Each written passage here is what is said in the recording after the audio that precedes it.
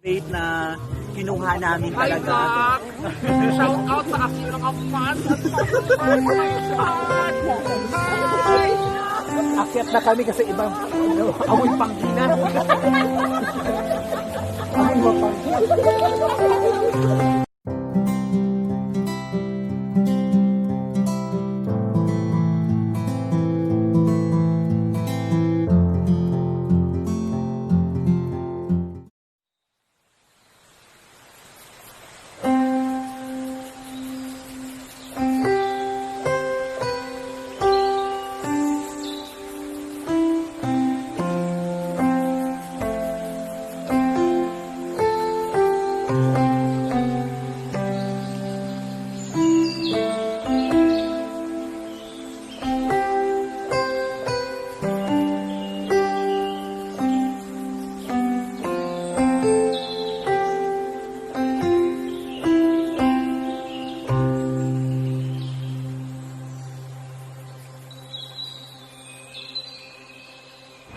So, alis na tayo. Let's go, go! Oops.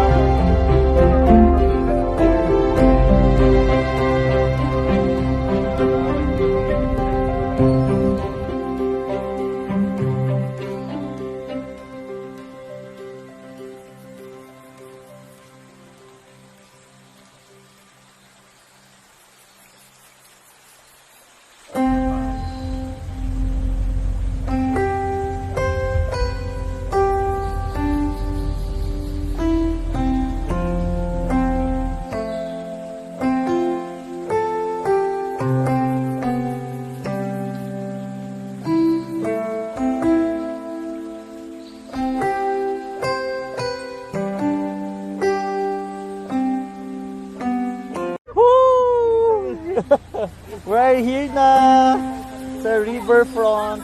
Kaya Riverfront pala siya kasi nga ang harap pala parang lagoon or kaya river. So, yun.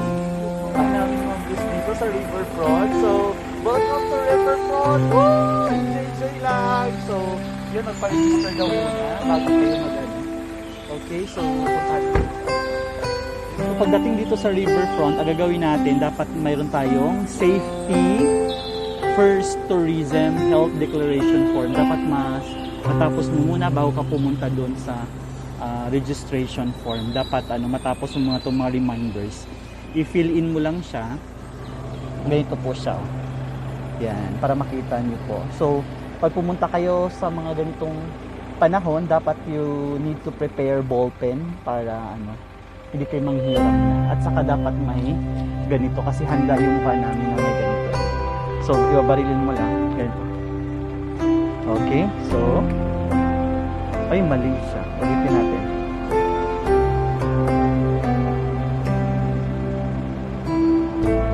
Ganyan, yan 36.4. So, 36.4. Yan.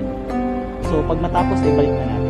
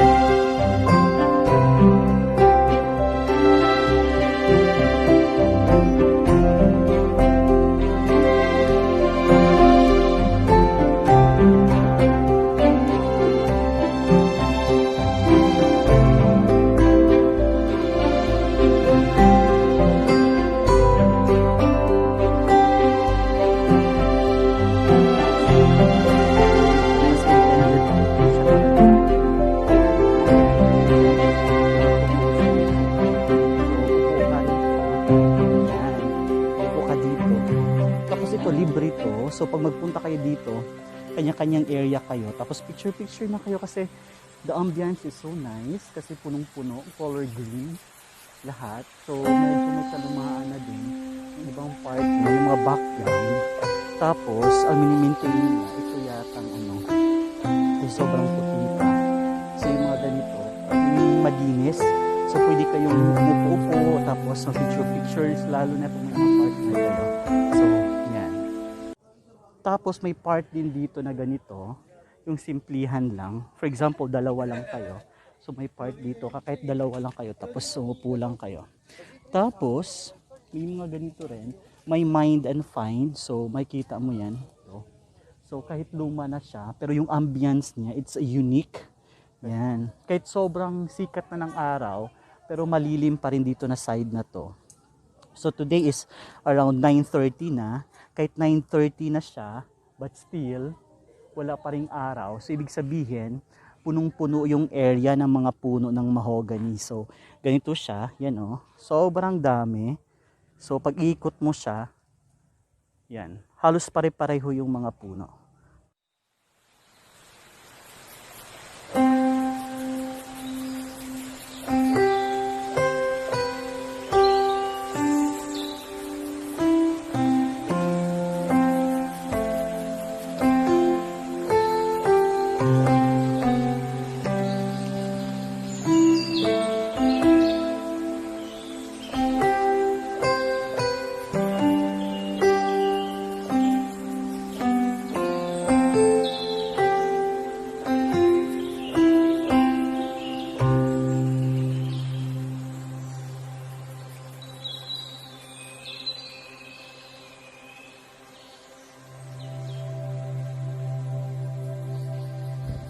This area also yung magandang ambience. So pagpunta mo rito, yung ganyan, maglalakad kayo dito. Tapos, yung preparation for your wedding, dito po siya. So mag-start kayo dito, papunta dito. Then the area there, ito yung medyo maganda kasi yung part niya, alam mo yun, overlooking yung river, kaya tatawag siyang Riverfront. Kasi like lagoon, but definitely yung lagoon na to, medyo pahaba siya papunta doon. So sobrang haba.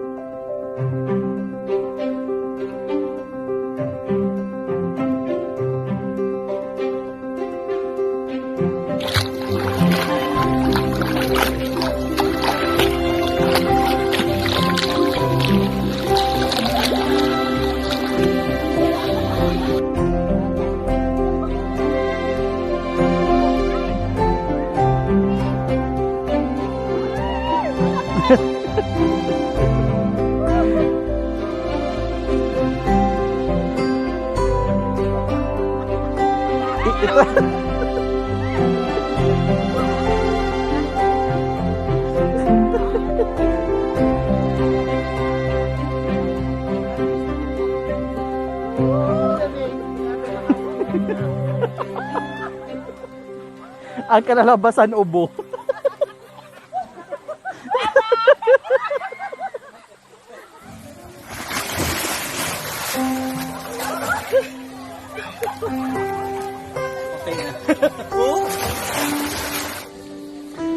Hello, so time na natin na maligo na tayo ngayon. So ang napakalamig ng tubig dito, lalo na ngayon kasi medyo malakas pa yung hangin. So yung mga kasamahan kong teachers, nandun sila sa kabilang pool. So mayroong pool dito for kiddie pool. So dito na lang ako nag-swimming. So later, lilipat tayo dun sa kabilang pool.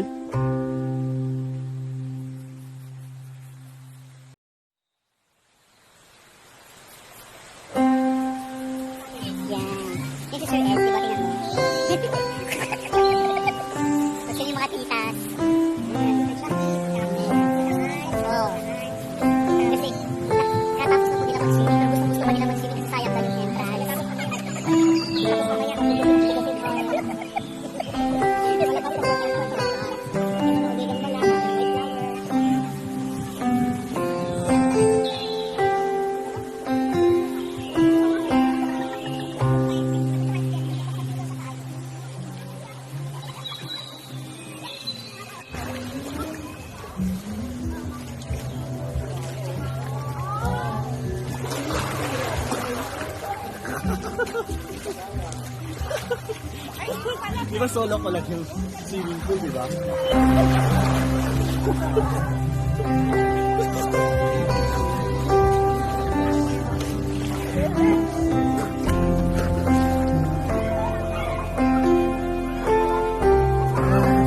Balik na naman tayo dito. So, bitit-bitit natin yung coffee. Kasi nga, mahangin tapos may combination ng hot water. So, nakakatuwa. Okay? So, yun, chill-chill ka lang sa buhay. Huwag mo siya nang bibigin yung buhay. Drink coffee. Vitamins to pass. I for you. Para wala ka na. So, lusong muna tayo. Okay? So, coffee tayo. Pag ganito daw glass, lalong masarap yung coffee. Pag-libre. Lalong pag-libre, tapos hot water lang.